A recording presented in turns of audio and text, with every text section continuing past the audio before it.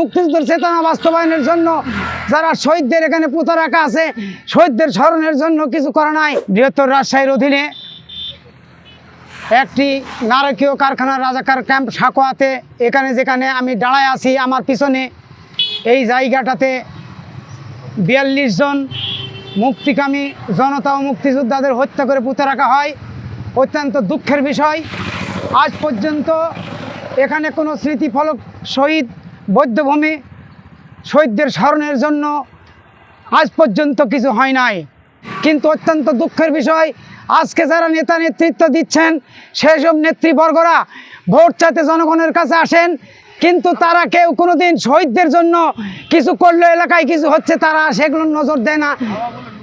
আবার নৌকাতে তারা পুনরায় চায়, তারা বিগত দিন থেকে কেই করে নাই নৌকার জন্য কোনো কিছু। এবং মুক্তিযুদ্ধের চেতনা বাস্তবায়নের জন্য যারা শহীদদের এখানে পুঁতে রাখা আছে, শহীদদের স্মরণের জন্য কিছু করা নাই। প্রধানমন্ত্রীকে আমি বিনীতভাবে অনুরোধ করব, আপনার নিজস্ব হস্তক্ষেপে আমাদের এখানে দ্রুত তাড়াতাড়ি যাতে করে শহীদ মিনার স্মৃতিসৌধ তৈরি হওয়ার তার সুব্যবস্থা করে যারা হত্যা করা আছে যাদেরকে তাদের নামের ফলক টাঙ্গায় দেওয়া হোক এবং একটি লাইব্রেরি স্থাপন করা হোক। এখানে একবার শুধু বগুড়া থেকে সেনাবাহিনীর কর্মকর্তাবৃন্দ আসছিলেন মোহনপুরে, আমাকে ডাকে মুক্তিযুদ্ধ সংসদের দায়িত্বে ছিলাম, তিনি আমাদের সঙ্গে করে নিয়ে এসে বললো লোকাল এখানে যারা নেতৃবর্গ আছে তাদের দ্বারা আপনারা মাটির কাজ ভরাট করেন, তারপরে আমরা এখানে স্মৃতিসৌধ নির্মাণের জন্য আমরা সুব্যবস্থা করব, চেষ্টা করব।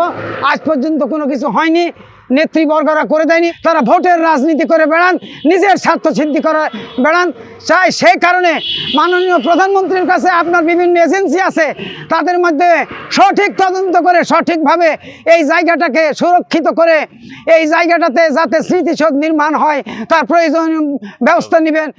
সংবাদ, ফিচার ও অনুষ্ঠানের জন্য ভিজিট করুন সংবাদ প্রকাশের ওয়েবসাইট এবং যুক্ত থাকুন ফেসবুক পেজ ও ইউটিউব চ্যানেলের সঙ্গে।